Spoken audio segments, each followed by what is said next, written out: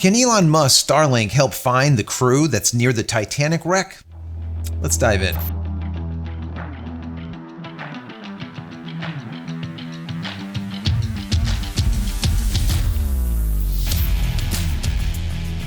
Hey everybody, welcome back to the channel. Thank you so much once again joining me for tea time. Today we have a little bit of fireside.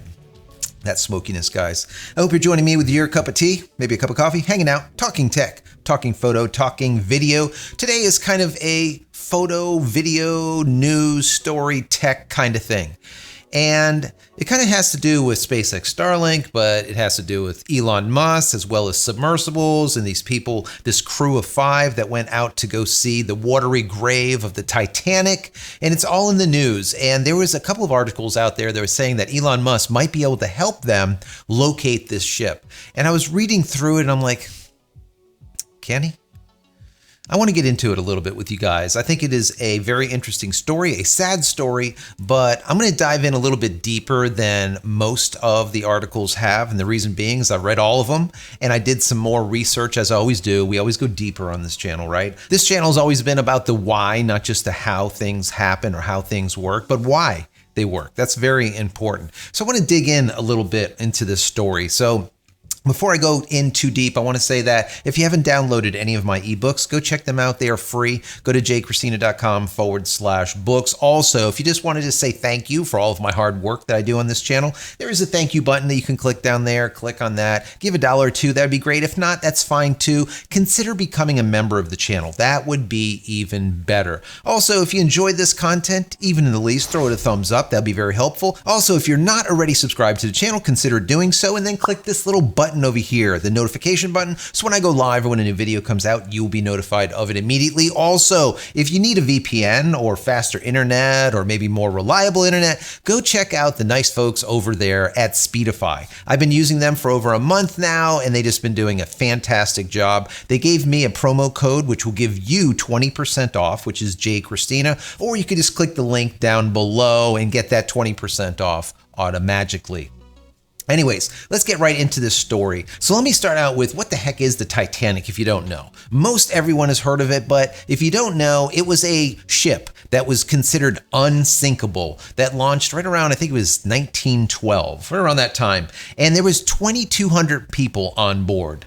2,200 souls, and 1,500 of those souls ended up being lost, and the balance, the small 700, ended up being rescued. Why? Because there was not enough lifeboats on the ship. Why was there not? Because they considered it as unsinkable. What happened was it sunk, and it ended up on the bottom of the ocean, in the Atlantic, and where it's located is about 12,500 feet under the water. So it is extremely deep. So there is a company that will take you on these voyages down to the Titanic so that you can see for yourself. Now, I don't know if I would go inside one of these tin cans to the bottom of the ocean, but some people do. And they pay big money for it. And that's what we're going to get into. So this article starts out by saying, the OceanGate submersible Titan went missing during a dive to the Titanic wreck in the Atlantic Ocean on Sunday. The rescue mission is still underway for the tourist submarine. Since the missing submersible was using Elon Musk Starlink satellites for communication at sea, it might provide the exact location where it was last seen. Starlink is one of the many ambitious projects of Elon Musk. With this project, SpaceX is trying to create a vast constellation of satellites in low Earth orbit and offer global internet coverage. Now it might help the Titanic submarine rescue mission. While in the ocean, OceanGate Expeditions uses the Starlink system to communicate. Titan, which is the name of the submersible, also maintains contact with the surface vessel via Elon Musk Starlink system. Now, I don't believe that that is true. Okay, I'll get into that in just a second. According to the Coast Guard, the Titan submerged Sunday morning and lost contact with its support vessel about 1 hour and 45 minutes later. There was one pilot and 4 mission specialists on board. Mission specialists, in quote, include people who pay to go on the OceanGate's expedition and take turns performing various tasks. As of 2023, OceanGate's mission fees is around $250,000 US per person. Not cheap. I was hearing it was about $125,000 per person, but they're stating $250,000. Either way, it's a lot of money. The tourist in the missing submarine includes British businessman and a University College of London professor. It is to be noted the Titanic submarine is designed to automatically surface if it runs into trouble. However, the 5-person submersible requires a ship to launch and recover it. Basically launch it off the boat, and then once it returns to the surface, pull it back onto the ship to pull the people out of the vessel. Some have speculated that problems could be power failure, communication failure, or a leak in the pressure hull. That'd be a bad thing. An expert revealed that if the submersible cannot get back up to the surface on its own power, the options are very limited. Also, if it has drifted beyond the continental shelf, there is very few vessels that can get that deep to recover it. The wreck of the Titanic lies at a depth of about 12,500 feet, which is about 380 meters or 2,100 fathoms or 370 nautical miles, or if you want to use kilometers, that is 690 kilometers in the ocean. That is further away than SpaceX Starlink satellites are at 550 kilometers. That is pretty deep. An extra 140 kilometers in the ocean. And it is located just off the coast of Newfoundland. So how big is this vessel? I know some people have been asking. It looks pretty small in the pictures, right? Well, it is. It's basically the size of a minivan. When I pulled up the specs here, this thing is 263 inches by 110 inches by 98 inches. Basically, once again, the size of the interior of a minivan. And there's 5 people on board. I don't even know. Now, I was doing a lot of research about this, and I wanted to see what people are saying about it, what is going on, what are the facts, what are the fallacies, what is the bottom line here? How long do they have? How much air do they have? And all the rest of it. I did find on Twitter a video, a small portion of an interview that was done by, I think, CBS a while back, with the creators of this company that takes people down to the Titanic to view this watery grave. And I have to play this video for you guys. So I'm gonna play it. If I get demonetized on this video, so be it. But this is very important, all right? Let me go ahead and play it and then we'll talk more about it. An experimental submersible vessel that has not been approved or certified by any regulatory body and could result in physical injury, disability, emotional trauma, or death. Where do I sign? Oh! Take your shoes off, that's customary. Okay. Wow. Inside, the sub has about as much room as a minivan. So this is not your grandfather's submersible. We only have one button, that's it. It should be like an elevator. You know, it shouldn't take a lot of skill. The Titan is the only 5-person sub in the world that can reach Titanic depths, 2.4 miles below the sea. It's also the only one with a toilet, sort of. And yet, I couldn't help noticing how many pieces of this sub seemed improvised. We can use these off-the-shelf components. I got these from Camper World. We run the whole thing with this game controller. Come on! Can you believe this? I mean, this thing is basically a tin can, a very thick tin can, made out of carbon fiber and, of course, titanium, heavy metals. And is being steered, is being guided, is being controlled with a PlayStation controller. An old PlayStation controller at that. I mean, it's like a Home Depot special. I mean, they just threw this thing together ad hoc. I mean, I don't even get it. And who pays $250,000 to go into this death trap? Anyways, I digress. I was reading also on the CBS report, one of the journalists went down. His name is David Pogue, and he went down to see the Titanic on this vessel in the past. And he was talking about it. And what he said was basically this. He said the options are very scarce if this thing goes belly up. He also said there is no backup. There is no escape pod. Get to the surface or die. There is no GPS. There is no communication besides a text message relay service to the support ship. And that communication will only happen if the vessel is directly overhead of the support vessel. So if they drift one way or another, they're not going to get those text messages anymore. Now, I didn't read in this article, but I read in one of the other articles, I read through, it has to be 10, that there is a ping that happens, a sonar ping, supposedly every 15 minutes. Is that the case? I don't know, but supposedly that is what's happening. There is a ping that happens every 15 minutes. If that is the case, and that article was correct, at least they will know the general location of this vessel. And this is very important, and I'm going to tell you why in just a second. So let me go on a little bit. So one of the questions that I was asking was, how much air do these people have?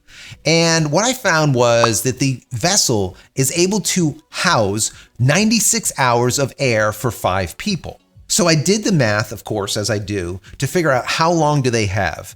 And what I came up with, right around 12 a.m. Eastern Standard Time, on June 22nd is when they will run out of air. So right now I'm recording this on the 20th. So they have approximately maybe a day and a half left of air. Now, bear in mind, that is if all 5 people remain calm. If they start hyperventilating and start getting a little bit crazy, heart rate goes up, your oxygen that you're using doubles, and now all of a sudden that time depletes quite rapidly.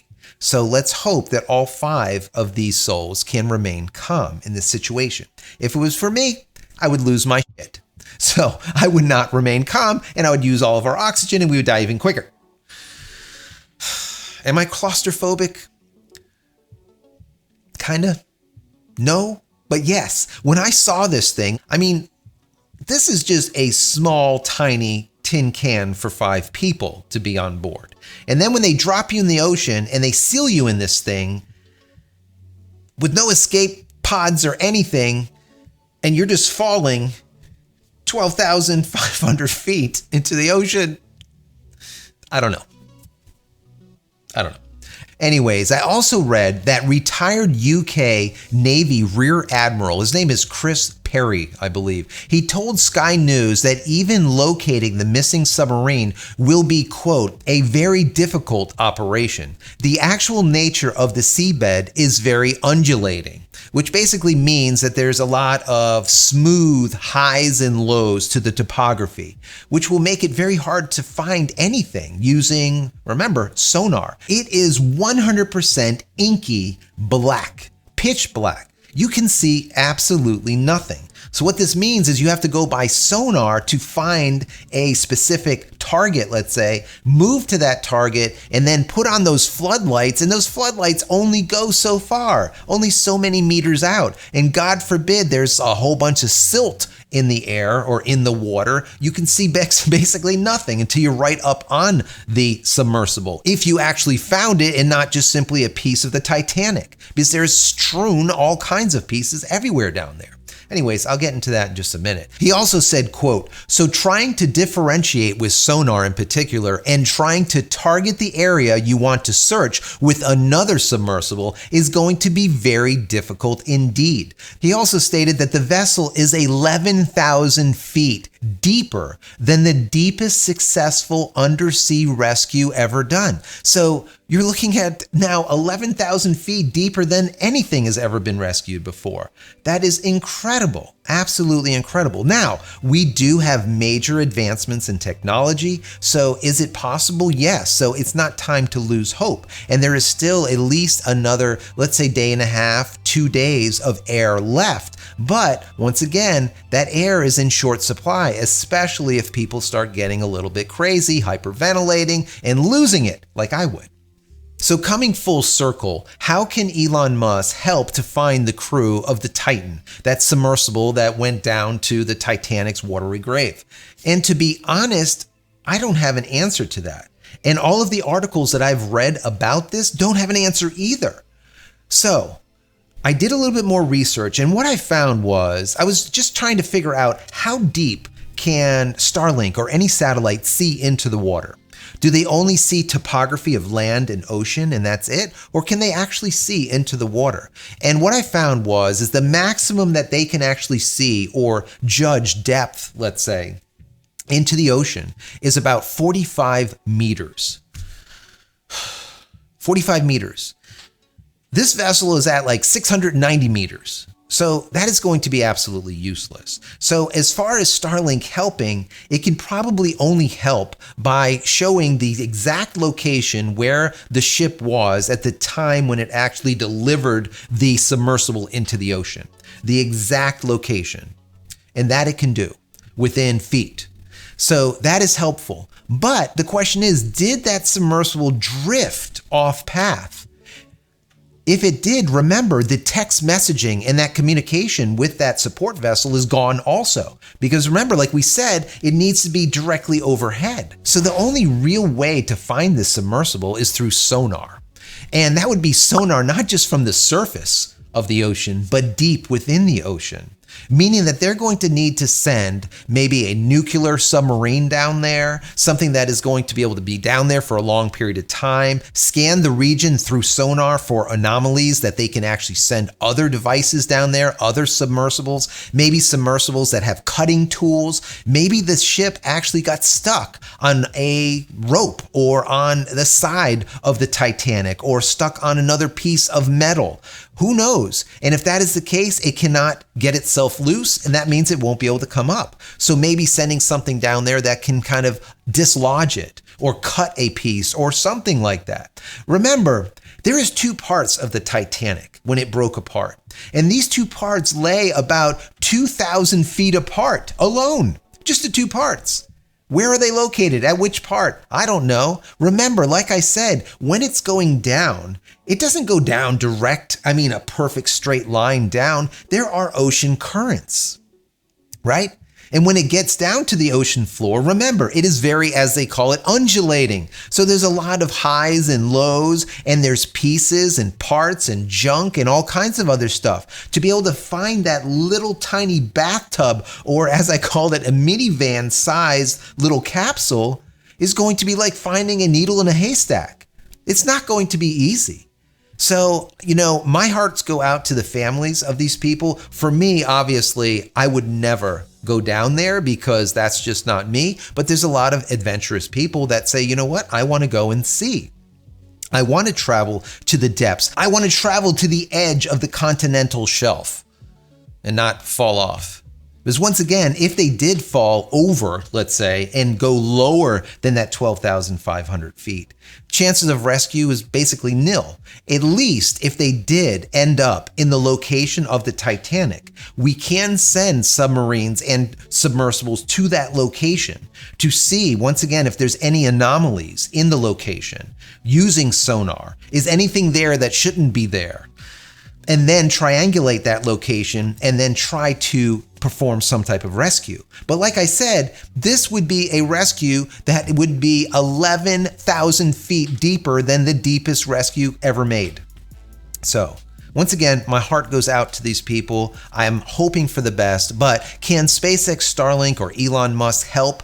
I think that his ability to help is going to be very limited. He will be able to support any crew that is on top of the water as far as triangulation and all the rest of this type of stuff, but nothing in the water that I know about. If you know about something else, down in the comments, let us know. If you have any additional information about this story, down in the comments, let us know. Once again, it's not about me, this talking head, it's all about the community. Let's have this discussion. What do you think about it? Anyways, I hope you found this intriguing or maybe entertaining or informational. If you have, throw the video a thumbs up. That would be awesome. And finally, head over to my website, JCristina.com, where you can find all the photography tools I've invented for you and me over the years. And hopefully there's something there that you might like. And if there is, please pick it up and support me and my family. That's it, guys. I'm out of here for another vlog. Many blessings to you and your family. Stay safe, stay healthy, and we'll see you in the next one. Love you all.